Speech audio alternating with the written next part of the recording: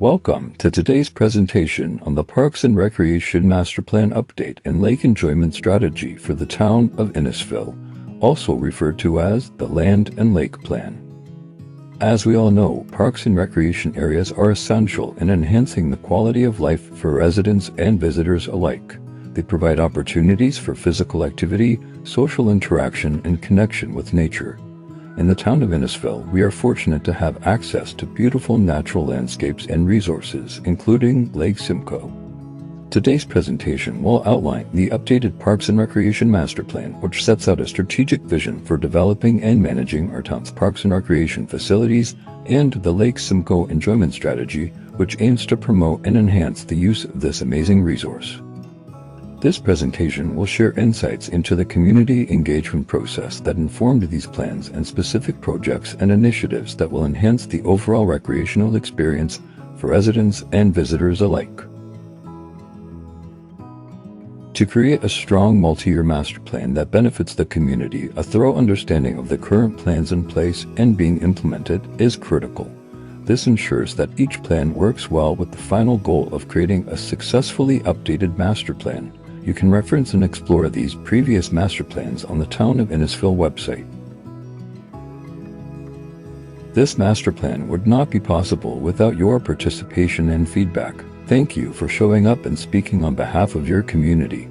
Your feedback has helped and greatly influenced the proposed improvements in the final master plan document. To stay up to date with project progress for the Land and Lake Plan, please visit getinvolvedinnisfil.ca/landlake. On the designated project page, you will be able to enter your email, which will provide you with live updates on the master plan's project progress as they are released to the public. The Parks and Recreation Master Plan Update and Lake Simcoe Enjoyment Strategy is divided into 5 sections. Section 1, Project Background, provides information on the framework and study context. Section 2, Parks and Recreation, provides information on programs and events, outdoor scheduled facilities, as well as parks. Section 3, Trails, provides information on the scope of trails assessment, existing conditions, and recommendations. Section 4, the Lake Enjoyment Strategy, provides information on waterfront-wide principles, lakeside parks, and municipal marine facilities. The final section, Section 5, is the Master Plan Implementation, forecasting considerations, recommendations, projects, the Lake Access Strategy, and Master Plan updates. Section 1, Project Background. The project focus aims to support a healthy and active community, supply a robust selection of recreation opportunities, provide equitable access to Lake Simcoe, and hold space for future collaboration. It is our prerogative to ensure all parks, trails, and facilities are safe and welcoming, and provide an engaging broad range of choices and recreational activities to promote and create easier access to an active lifestyle. Expanding Innisfil's recreation services and investing in resources to provide quality programs, events, parks, and facilities are just some of the proposed ways of strengthening the recreational opportunities offered through the town. As the entire town is located along Lake Simcoe with many lakeside parks, creating equal access to this natural resource for everyone's enjoyment is imperative. As this master plan continues to be implemented, fostering strong relationships with key partners and allowing space to continue and expand collaborations will help ensure this master plan's success. The project's approach is comprised of 4 overarching phases: background review, community engagement, needs assessment and recommendations, and the draft and final master plan. The background review phase of the master plan project involved reviewing past studies, preparing a socio-demographic profile, conducting site visits, compiling inventories, and establishing the current community context. It is a crucial stage of the process that informs the development of the master plan and ensures it aligns with the community's vision for the future. The community engagement phase of the master plan project involved internal and external stakeholder interviews, community meetings, and surveys to gather feedback and insights from the community. This phase is crucial in ensuring the master plan reflects the community's priorities and needs. The needs assessment and recommendation section of the master plan project involves a thorough assessment of each service area, draft recommendations, and staff and community comment. It ensures that the master plan meets the community's needs and priorities, is feasible, and can be implemented effectively, serving as a roadmap for the future of parks and recreation in the community. The draft and final master plan phase of the master planning process involves assembling the draft plan, staff and community review and comments, and finalizing the Parks and Recreation Master Plan update and the Lake Enjoyment Strategy. It ensures that the master plan reflects the community's needs and priorities, promoting a healthy and connected community. The socio-demographic profile highlights the anticipated growth of Innisfil's population to over 84,570 by 2051. This growth is fueled by development projects like the Orbit Major Transit Station area. It is projected that as the population ages and grows over time, the proportion of the population aged 75 and older will continue to increase as the age demographic below will decline. These changes will make specific choices in providing recreation opportunities that align with the town's future demographics. Section 2. Parks and Recreation. The Parks and Recreation section of this plan is organized into 3 parts. Programs and Events, which identifies program and event needs and provides directions on key resources and procedures to ensure recommended services can be delivered. Outdoor Scheduled Facilities assesses the need for additions and improvements to facility supply and directions for the provision. Parks includes assessment of existing parks, future parks, park distribution, and parkland needs. Programs and Events is further divided into 5 categories: Programs and Delivery, Arts, Culture and Heritage, Outdoor Programming and Activities, Sport Development, and Age-Specific Program Needs. The Program Delivery Assessment is divided into 5 focus areas: supporting the expanded role of sport and recreation, joint services planning, marketing, communications and funding, accessibility and inclusion, measuring success. Innisfil's Sport and Recreation Department has expanded its services beyond traditional sports-centered programs to include a diverse portfolio of activities such as soccer, volleyball, dance, visual arts, yoga, mental health, and general learning classes, as well as outreach activities, training events, and partnerships with other community organizers. There is great interest in collaborating with groups interested in providing activities, programs, and/or events in Innisfil by holding annual or biannual planning sessions to share plans and discuss challenges, opportunities, potential partnerships, and areas for efficiencies in an area. Since Innisfil is growing and experiencing a change in demographics, community members of all racial and ethnic backgrounds and faiths should be acknowledged and made to feel welcome in and at programs and events and when using town facilities and parks. It is vital to evaluate progress as plans are implemented to ensure the success and satisfaction of the master plan's goal of strengthening and unifying the community. Innisfil is prioritizing the development of arts, culture, and heritage in the community with strong resident interest reported for visual arts and events, and the town is taking recommended actions such as providing supportive outdoor event spaces and dedicated staff to advance the Innisfil Culture Master Plan and Town Campus Plan. Innisfil residents are highly interested in outdoor programs and activities, making improvements to outdoor programming a high priority. Natural asset activities that use the lake, trails, and forests, such as kayaking, skating, skiing, and snowshoeing, provide numerous physical and mental health benefits to people, especially children and teenagers, making these activities of particular interest. The town can support these natural asset activities through various means, such as community volunteer groups, agreements with existing providers, and contracting instructors. The resident survey showed high interest in ice programs, but natural outdoor ice rinks can be unpredictable due to weather. An outdoor rink with a cooling system and a roof would be ideal for activities such as shinny and hockey skulls, and could be designed for other year-round activities with seating, lighting, and washrooms. The facility could also be rented out for private events, supporting the plan's directives to expand outdoor events, ice activities, and park rentals. The township provide introductory programming for various field sports and community events such as races and family activities to encourage physical activity and facility use. The plan recommends hiring a sports development coordinator to implement sports-related recommendations. The town can address the need for more infant, preschool, child and youth, adults, and senior programs through increased marketing and development of non-sports programs and providing more indoor and outdoor locations, as well as expanding field sports, social clubs, and STEAM programs.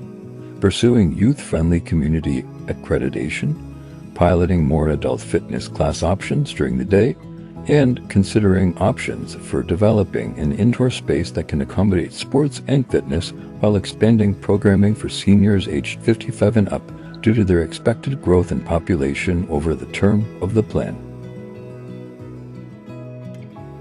The Town of Innisfil's Parks and Recreation Master Plan update highlights the evaluation of outdoor scheduled facilities under different headings, including net sports courts, baseball diamonds, sports fields, ensuring equitable access, and facilities not currently available in Innisfil. The plan discusses the potential for strengthening tennis facilities, establishing a tennis club based in Innisfil Beach Park, and increasing community interest in pickleball courts by providing dedicated facilities. Additionally, the plan outlines the proposed redevelopment of sand volleyball courts and the demand for baseball diamonds, which requires the relocation of 2 baseball diamonds currently at Innisfil Beach Park. The plan recommends constructing a new outdoor sports complex to accommodate anticipated growth, scheduling of organized sports and tournaments, and accommodating additional hardball diamonds. Innisfil needs a park plan that considers improved access, health and safety, the environment, and Innisfil's growing and diverse population.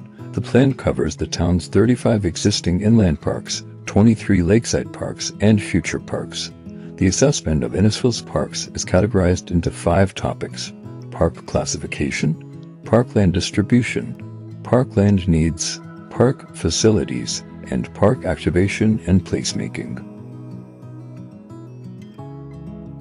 To improve the classification system of parks in Innisfil, this plan suggests 4 changes. This includes 1. Getting rid of parkette as a category. 2. Separating regional park and specific use park. 3. Replacing linear park with conservation park. And 4. Adding lakeside park as a new category. These changes better reflect Innisfil's park system. The plan considers the distribution of parks to help ensure residents in both existing and future neighborhoods will have easy access to parks and recreation amenities. However, some neighborhoods such as Sandy Cove, Stroud, Church Hill, Fennells Corners, and Guilford will require more parks to support their community in the future, requiring that the town concentrate their efforts to better serve these communities with new parks. Currently, Innisfil has 4 hectares of parkland per 1,000 residents, which exceeds the target of 3.5 hectares. However, this is due to a surplus of regional parks like Centennial Park, which has not been fully developed for public use. Therefore, this plan recommends the future addition of more neighborhood parks. As the population of Innisfil grows, approximately 150 hectares of additional parkland will be needed by 2051 to meet future service level targets. This plan also recommends adding more facilities like sports fields, tennis and pickleball courts, and playgrounds based on the town's growing population. The plan identifies potential locations for these facilities in current and future parks, including basketball courts, skate parks, splash pads, outdoor rinks, and dog parks. The plan also identifies opportunities to add facilities for cricket, lawn bowling, and disc golf. To make Innisfil's parks more vibrant and engaging for the community, the town should focus on placemaking. This involves adding signs, public art, and furnishings to make the parks more appealing. The town should also partner with community groups like Friends of Parks to help plan and improve the parks. Another idea is to incorporate public art into the parks, such as sculptures, murals, or hidden lighting, to make them more visually interesting. To make this happen, a public art strategy is needed to plan and organize the implementation of art throughout Innisfil's parks. The plan recommends improvements for existing parks in Innisfil, including inland and lakeside parks. The recommended improvements have been grouped into 3 categories: minor, moderate, and major, depending on how much investment is required. The plan also identifies 42 future parks, including neighborhood, community district, and regional parks, as well as open space parcels that could become future parkland. The open space parcels located in Stroud are recommended for park development in the timeline of this plan and could include a playground, a dog park, and a combined splash pad and outdoor rink facility. The other open space parcels are recommended for future park development beyond this plan's timeline. The town should determine the right time to develop these locations into parkland based on the pace of new development. Section 3. Trails.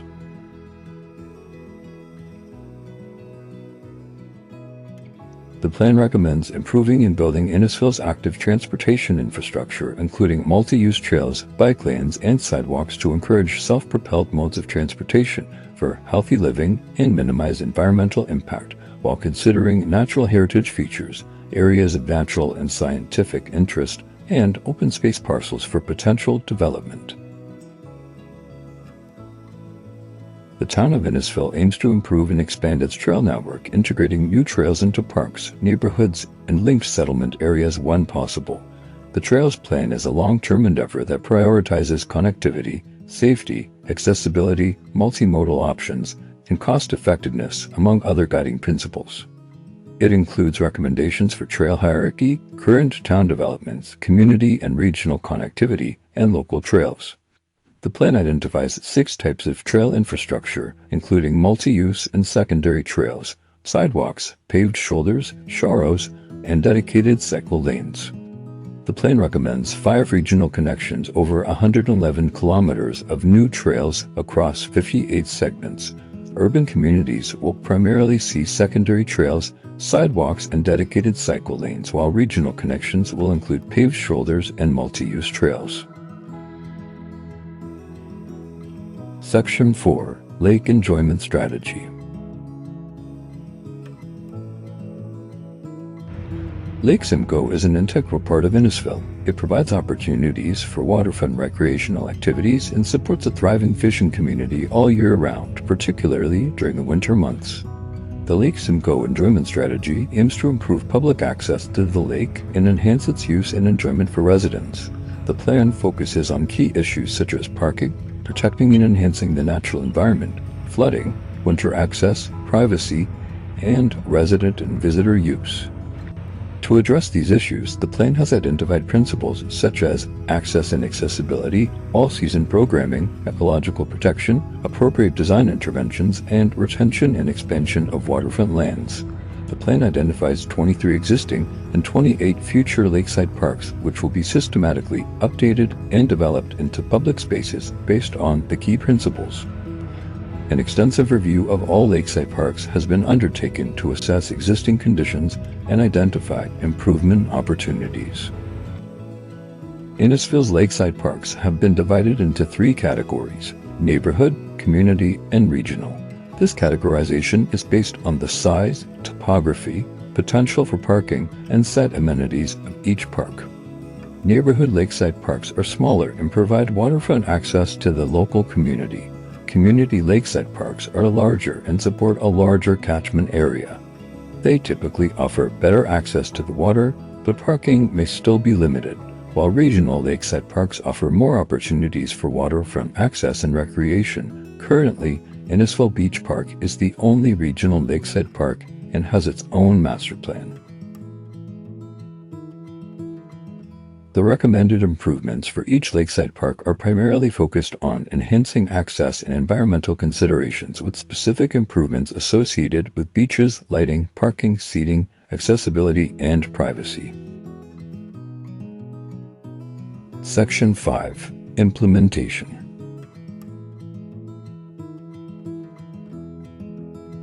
The implementation section of the master plan highlights the proposed rollout of all 165 recommendations and 191 associated projects, with budget considerations spanning over the 30 years of the plan. The rollout of recommendations and projects is based on several factors, including priority schedule, dependencies and efficiencies, budget considerations, and staff resources. This information will guide and assist the staff in establishing capital budgets and tracking the progress of the plan's implementation. The recommendations in the plan have been organized based on priority level and categorized into short-term, medium-term, long-term, and ongoing. High priority/short-term recommendations are urgent needs and should be addressed immediately. In contrast, low priority/long-term recommendations are less urgent and will be reviewed during the plan's 5-year update. Ongoing recommendations will be implemented each year until they are no longer necessary. While the recommendations are discussed as individual initiatives, many are interrelated and need to be considered in the larger context of achieving efficiencies and implementation. The implementation plan aims to distribute costs evenly for recommendations over 30 years. Budgets associated with each recommendation are still being developed. However, it is assumed that once prepared, these costs will be revisited and refined as the plan is implemented and updated in consultation with council and the community. For many projects, detailed planning is required for accurate construction estimates. Stay connected.